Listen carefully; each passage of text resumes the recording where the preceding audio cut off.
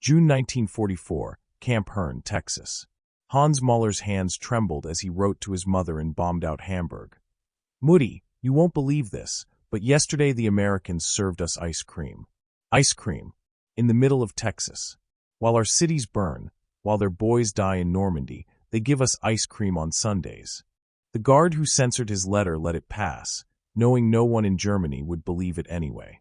By 1944, over 400,000 German prisoners would discover that American captivity was nothing like the propaganda minister had warned them about. Hans set down his pencil and stared at the words he had just written. 6 months ago, when the Americans captured him in Italy, he had prepared himself for death. Or worse, the slow starvation that Goebbels had promised awaited any German soldier foolish enough to surrender to the Americans. The propaganda films had shown skeletal prisoners, beaten guards, and rats fighting over scraps. Hans had hidden a razor blade in his boot, planning to use it before letting himself be tortured. But now that blade sat rusting in a drawer next to his bunk, forgotten like so many other fears he had carried across the Atlantic. The journey to America itself had shattered his first expectations. On the Liberty ship crossing the ocean, German prisoners ate the same meals as American soldiers. White bread with real butter, coffee with sugar, meat that wasn't gray or suspicious. Hans had assumed it was a trick, some psychological game before the real punishment began. But when they reached American soil and boarded trains with actual seats instead of cattle cars, when guards offered them cigarettes and spoke to them in broken German learned from phrase books, when they arrived at Camp Hearn to find wooden barracks with electric lights and running water, Hans began to understand that everything he had been told was a lie. The camp sprawled across the Texas prairie like a small town, which in many ways it had become. 800 German prisoners lived behind the wire, but the wire seemed almost ceremonial. During the day, hundreds of them left to work on local farms, earning 80 cents a day picking cotton or harvesting vegetables. Local farmers competed to request German work crews because they worked hard and caused no trouble. Some farmers' wives packed extra sandwiches for the prisoners, remembering their own German grandparents who had settled this land generations ago. In the evenings, the prisoners returned to find hot showers, clean clothes, and meals that would have been luxury even before the war started. Hans thought of his mother receiving his letter in Hamburg, where the phosphorus bombs had turned entire neighborhoods to ash. She would be mixing sawdust into bread flour to make it stretch another day, while he complained to his bunkmate Wilhelm that the ice cream wasn't chocolate this time. The guilt ate at him worse than hunger ever could. Last week, they had shown a Hollywood movie in the mess hall. Cowboys and Indians racing across a screen while German prisoners munched popcorn, some of them cheering for the Indians because they felt like underdogs too. The absurdity of it made Hans laugh and cry at the same time. The American approach confused them all. Where was the hatred they had been promised? Where was the revenge for American boys dying on French beaches this very week? Instead, there was Captain Bradley, the camp commander, who spoke fluent German from his university days and encouraged prisoners to take English classes. There was Sergeant Johnson, a black soldier from Mississippi, who taught them to play baseball and laughed when they kept trying to catch fly balls with one hand. There was the camp library, stocked with German books and newspapers, though carefully selected ones that showed the reality of the war Germany was losing. There were the doctors who treated prisoner injuries with the same care they gave their own soldiers, using medicines that hadn't been seen in Germany for 2 years. Some prisoners couldn't handle the cognitive dissonance. Klaus from Hans's barracks spent weeks insisting it was all an elaborate deception, that any day the Americans would reveal their true nature. But as months passed, and the only violence came from occasional fights between prisoners themselves, usually about politics or soccer, even Klaus had to admit that perhaps they had been wrong about Americans. Or perhaps Hans thought the Americans were trying to prove something to themselves, showing that democracy and decency could survive even in wartime. As darkness settled over the Texas prairie, Hans picked up his pencil again. He wanted to tell his mother about the prisoner who had started a small garden, growing tomatoes that reminded him of his grandfather's farm. About the camp orchestra that practiced Beethoven in the evenings. About how some guards had started learning German curse words and laughing when prisoners used them. about how strange it felt to be treated as a human being by enemies who had every reason to hate him. But he knew the censors had limits, and besides, would she even believe him if he told her everything? He could barely believe it himself, and he was living it every single day. The morning sun painted golden stripes across the wheat fields surrounding Camp Concordia as Friedrich Wagner lined up with 40 other prisoners for work detail. The American guard, Private Tommy Sullivan, barely 20 himself, was trying to count heads while simultaneously eating a donut and dropping powdered sugar all over his uniform. Friedrich had to suppress a smile. 3 months in American captivity had taught him that these guards were nothing like the SS men who had guarded Soviet prisoners back in Poland.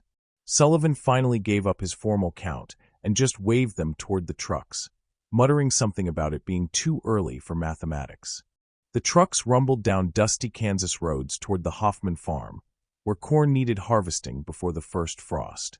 Friedrich sat in the back, feeling the warm September wind on his face, no rifles pointed at them, no chains on their wrists.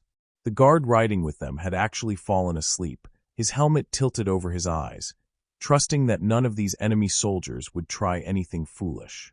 And why would they? Where would they run in the middle of Kansas, thousands of miles from home, when they were eating better than they had in years and earning money that would be waiting for them after the war? At the Hoffman farm, Mrs. Hoffman was already setting up tables under the oak trees. She did this every day the German work crews came, laying out pitchers of cold water, sometimes lemonade, always with extra sandwiches beyond what the camp had provided.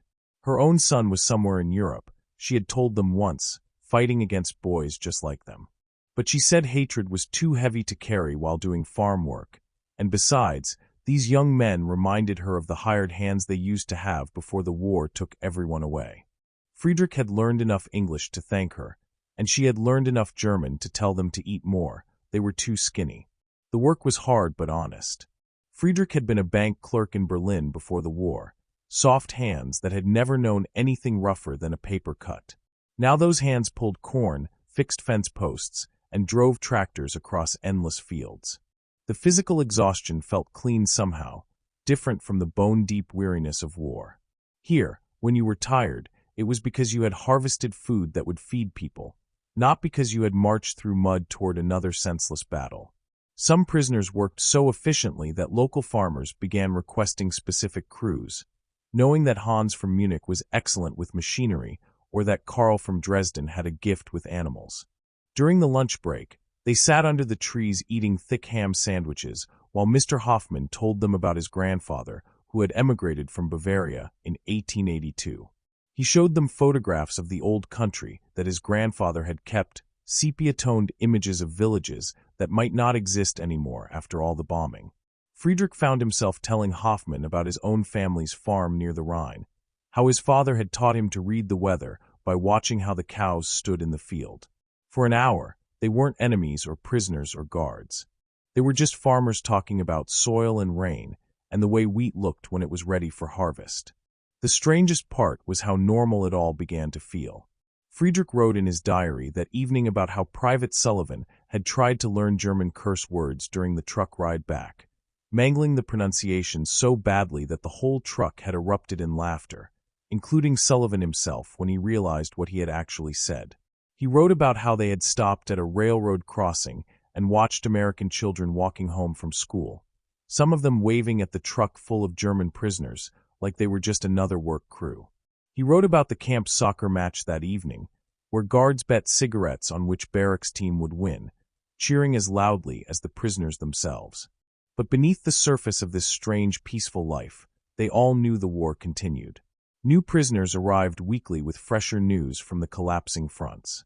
They brought stories of devastated German cities, of the Reich shrinking day by day, of boys younger than Friedrich being thrown into battle with barely any training. The camp authorities made sure prisoners saw newsreels of Allied advances, carefully selected to show the reality without being cruel about it. Many prisoners began to realize they might be the lucky ones, safe in Kansas while their homeland collapsed into chaos. That evening, as Friedrich helped serve dinner in the mess hall, he overheard 2 guards discussing their own fears about being sent to the Pacific now that Europe was nearly won. These Americans who guarded them were not monsters or heroes. They were just young men who wanted to go home, same as the prisoners. The guard who had slept in the truck that morning, Friedrich learned, had been up all night writing letters to his girlfriend in Ohio, worried she might find someone else before he made it home. Even the enemy soldiers keeping them captive were just counting days until peace, measuring time in harvests and seasons and letters from home, all of them caught in the same vast machinery of war that had swept them up from their normal lives and deposited them here in the middle of America, waiting for it all to end. The mess hall had been transformed into something that made Hans stop in the doorway and blink twice to make sure he wasn't dreaming. Paper snowflakes hung from the rafters. A massive pine tree stood in the corner decorated with handmade ornaments, and the smell of roasted turkey filled the air. American guards and German prisoners had spent 3 days preparing for this Christmas Eve celebration, and now, as snow began to fall outside in a rare Texas winter miracle, Hans felt his throat tighten with an emotion he couldn't quite name. 6 months ago, he had expected to be dead by Christmas. Instead, he was helping Sergeant Mills arrange plates for a feast that would have been impossible even in pre-war Germany. The packages from the International Red Cross had arrived 2 weeks earlier, one for each prisoner, filled with chocolate, soap, cigarettes, canned meat, and coffee. Real coffee, not the burnt acorn substitute they had drunk for the last 2 years of the war. But what had truly broken many of the men wasn't the packages themselves, but the letters tucked inside from the American Red Cross volunteers, wishing them well and hoping they would soon be reunited with their families. Mrs. Dorothy Anderson from Iowa had written to Hans that she knew he was someone's son, perhaps someone's brother or sweetheart, and that she prayed for all mothers waiting for their boys to come home, regardless of which flag they served under. Hans had read that letter 17 times, each time feeling the walls he had built around his heart crack a little more. The camp commander, Captain Bradley, had given permission for the prisoners to organize their traditional Christmas celebration. The camp orchestra, led by Wolfgang, who had been first violin in the Hamburg Symphony before the war, had been practicing Christmas carols for weeks. They had instruments that Bradley had somehow procured from music shops in Houston, and tonight they would play both German and American songs. The kitchen staff, a mix of prisoners and American cooks, had been working since dawn. The prisoners had pooled their camp wages to buy extra ingredients from the canteen, determined to recreate dishes from home. Fritz, who had been a baker in Cologne, had managed to make proper stollen using recipe modifications that would have horrified his grandmother but tasted close enough to bring tears to homesick eyes. As darkness fell and the dinner hour approached, something remarkable happened. The guards who weren't on duty began filing into the mess hall, not as guards but as guests. Private Sullivan brought his harmonica, planning to join the orchestra for a few songs. Sergeant Johnson carried in a box of candy canes mother had sent from Mississippi, insisting they needed to be shared with everyone. Captain Bradley himself entered wearing a slightly ridiculous Santa hat that someone had sent from the States, and instead of looking foolish, it somehow made him look more human, more like someone's father trying to make the best of a difficult Christmas. The meal itself became a mixture of two cultures trying to find common ground through food. American turkey sat next to German potato salad. Cornbread shared plates with sauerkraut that the prisoners had been fermenting for weeks. Sweet potato pie, which none of the Germans had ever tasted before, became an unexpected hit. Hans watched Wilhelm, the stubborn Nazi true believer from his barracks, take a second slice of pie and actually smile at the American cook who had made it. For a moment, ideology melted away in the face of simple human pleasure. After dinner, the orchestra began to play. They started with Silent Night, first in German, then in English, and by the third verse, the entire hall was singing together, 500 German prisoners and 50 American guards, their voices echoing across the Texas prairie. Hans noticed Captain Bradley wiping his eyes during O Tannenbaum, and later learned that Bradley's grandfather had sung it to him in German when he was a child in Minnesota. When Wolfgang announced they would play some American songs, the guards taught the prisoners the words to Jingle Bells, which descended into chaos and laughter as the Germans tried to understand why anyone would want to ride in a one-horse open sleigh. The evening's most powerful moment came when Friedrich stood up and, in carefully practiced English, thanked the Americans for their humanity. He spoke about how they had expected hatred and found kindness, expected revenge and found respect. He said that when this war ended, and they all prayed it would end soon, the prisoners would return to Germany with stories that might help heal the wounds between nations. The hall fell silent after he spoke, and then Captain Bradley stood and raised his coffee cup in a toast to peace, and to the hope that their children would never have to meet as prisoners and guards, but could meet as friends. As Hans walked back to his barracks through the falling snow, he passed the fence where local townspeople had gathered to listen to the music drifting from the camp. Some had brought their own candles, creating a flickering line of lights in the darkness. One elderly woman pressed a Christmas card through the fence into Hans's hand, and though he couldn't read the English words inside, he understood the gesture. That night, lying in his bunk while snow continued to fall in this unlikely Texas winter, Hans thought about his mother in Hamburg, probably spending Christmas in a bomb shelter, and he whispered a prayer that somehow the kindness he had found in this strange place might spread outward like ripples in a pond, reaching all the way back to a world that had forgotten what kindness looked like. The war was over. The announcement came over the camp loudspeakers just after lunch, Captain Bradley's voice steady but emotional as he read the official notice of Germany's unconditional surrender. Friedrich Wagner stood frozen in the middle of the baseball field where he had been teaching Private Sullivan how to throw a curveball, the ball dropping from his hand and rolling away into the grass. Around him, 800 German prisoners reacted to the news with a strange mixture of relief, grief, and confusion. Some men fell to their knees weeping, others stood in stunned silence, and a few began arguing about whether it was really true or just another piece of Allied propaganda. Friedrich felt hollow, like someone had scooped out his insides and left only an empty shell that looked like a person but didn't know how to be one anymore. The reaction among the guards was equally complex. Some whooped with joy, throwing their helmets in the air and dancing, because the war ending meant they wouldn't be shipped to the Pacific to fight Japan. Others seemed almost sad, realizing that these strange friendships formed across the wire would soon end.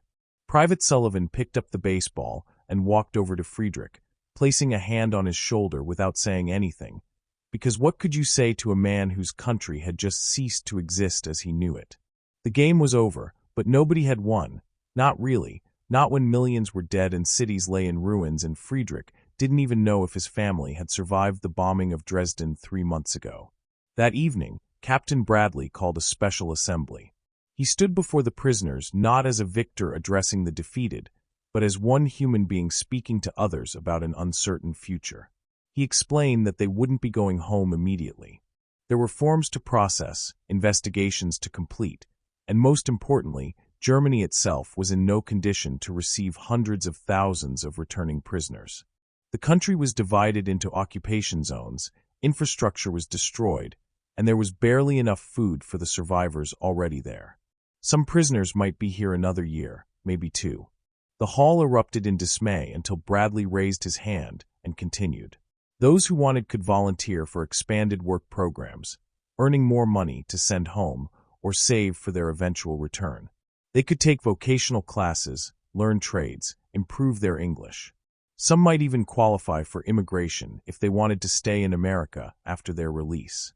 The next few days revealed deep divisions among the prisoners that had been suppressed while they shared a common fate. The news trickling in from Germany was horrifying. Photos from concentration camps appeared in newspapers that Bradley made available in the library, and Friedrich watched men he had lived with for months refuse to believe what they were seeing. Klaus insisted the photos were fake, that such things were impossible, but Hans just stared at the images and whispered that he had seen the trains, had wondered where they were going but never asked, never wanted to know. Some prisoners attacked others they suspected of being SS. Investigations began into war crimes, and the unity of shared captivity began to fracture along lines of guilt, denial, and recrimination. Yet life in the camp continued with a surreal normalcy. Farmers still needed help with spring planting, and work crews still went out each morning. Mrs. Hoffman still made extra sandwiches, though now she sometimes asked Friedrich if he had heard from his family, and when he said no, she would pat his arm and promise to pray for them. The camp orchestra still practiced, though their music had taken on a melancholy tone, playing more requiems than celebrations. The baseball games continued, and Friedrich found that throwing a ball as hard as he could at Sullivan's glove was the only thing that made his mind stop racing through possibilities of what he might find when he finally went home. Letters began arriving from Germany in late May, and the mail call became either the best or worst moment of each day. Friedrich watched Hans receive a letter from his mother saying she had survived, but their house was gone, his father was missing, and his younger brother had been drafted in the last days and never came home. He watched Wilhelm get notification that his wife had been killed in an air raid in February while he had been complaining about the food in Texas. He watched Otto learn that his family farm was now in the Soviet zone and he could never return there. Friedrich received nothing, which was almost worse than bad news because it left him suspended between hope and despair, unable to grieve or rejoice. By the end of May, some prisoners had begun to embrace the idea of staying in America. They studied English with newfound intensity, asked American guards about sponsorship programs, and wrote to distant relatives who had emigrated decades earlier. Others retreated into bitter nationalism, insisting Germany would rise again, that this was just a temporary setback. Most, like Friedrich, existed in a strange middle ground, grateful to have survived, guilty about that survival, uncertain whether they belonged to a country that no longer existed or could ever belong to the country that had imprisoned them with such unexpected kindness. They were men without nations, suspended between a past that was gone and a future they couldn't imagine, playing baseball in Kansas while the world reorganized itself around the crater where their homeland used to be. Hans Mahler stood in the administration office holding papers that would either send him back to Hamburg or keep him in America forever. 10 months had passed since Germany's surrender, and the camp was slowly emptying as prisoners were processed for repatriation or, in rare cases, approved for immigration. Hans had spent sleepless nights agonizing over this choice, writing and rewriting letters to his mother explaining why he might not come home, tearing them up each time because the words sounded like betrayal. The American immigration officer, Mr. Peterson, sat patiently across the desk, having seen this same tortured expression on dozens of faces over the past months. He had learned not to rush these moments when men decided which life they would live. The opportunity had come through Mr. Thompson, the dairy farmer who had employed Hans on work details for the past year. Thompson had lost his own son in Normandy, a fact Hans learned only after months of working side by side with the grieving father. Yet Thompson had written a sponsorship letter saying Hans was the best farmhand he'd ever employed, honest and hardworking, and that he would guarantee him a job and housing if he chose to stay. The letter sat in Hans's pocket like a lead weight, offering a future that felt both like salvation and abandonment. His mother's last letter had described Hamburg as a moonscape of rubble where people lived in basements and searched garbage for food, where his sister traded their grandmother's china piece by piece for potatoes, where nobody talked about the war or what they had done or allowed to be done. Friedrich had already made his choice, signing papers to return to Germany despite having no family waiting for him. He said he needed to help rebuild, that running away to American comfort while Germany suffered would be a cowardice he couldn't live with. Hans understood, but wondered if staying might be its own form of courage, becoming living proof that Germans could be something other than what the war had made them. The camp had received visits from former German immigrants who had fought in the American army, men who spoke German with Texas accents and showed that identity could be rebuilt, transformed into something new. One of them, Corporal Schmidt from New Braunfels, had told Hans that America was a country where you could choose who to become instead of being trapped by who you had been. The camps were changing as repatriation accelerated. Where once there had been 800 prisoners, now only 200 remained, rattling around in barracks built for 4 times their number. The baseball diamond grew weeds, the orchestra had dissolved as musicians shipped home, and the vegetarian garden that Hans had tended so carefully was returning to prairie grass. Guards who had become friends were reassigned or discharged, replaced by newcomers who didn't know the prisoners' names or stories. Private Sullivan had left in January, shaking Friedrich's hand and promising to write, though both knew he wouldn't. The closeness born of shared captivity was dissolving as the world returned to its normal divisions. Those who had decided to return home spent their days in preparation classes, learning about the occupation zones, the new German government being formed, the denazification process they would undergo. They were warned about food shortages, housing crises, and the challenge of finding work in a country where most factories had been bombed or dismantled. Some prisoners who had already returned wrote back describing conditions that made camp life seem luxurious by comparison. One letter from Wilhelm, posted from the British zone, described living in a Nissen hut with 30 other men, receiving fewer calories per day than they had enjoyed in Texas, and being treated with suspicion by both occupiers and Germans who had never left.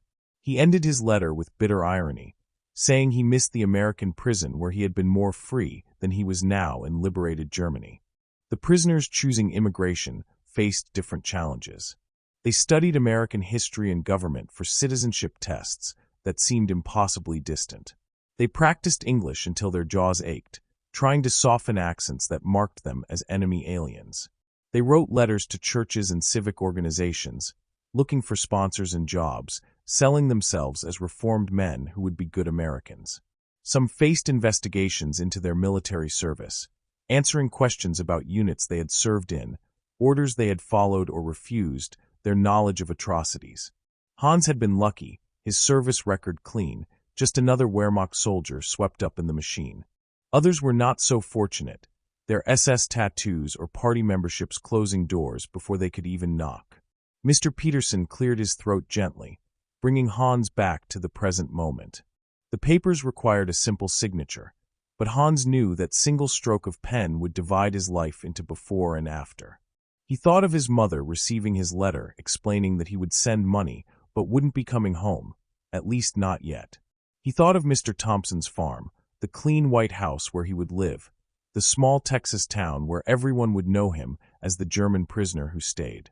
He thought of Friedrich returning to ruins while he milked cows in morning sunshine. The pen felt impossibly heavy as he picked it up, and as he signed his name, Hans felt something tear inside him, not painfully but finally, like a bandage being removed from a healed wound. He was choosing the future over the past, hope over guilt, and though it felt like betrayal, it also felt like the first free choice he had made in 7 years of war and captivity.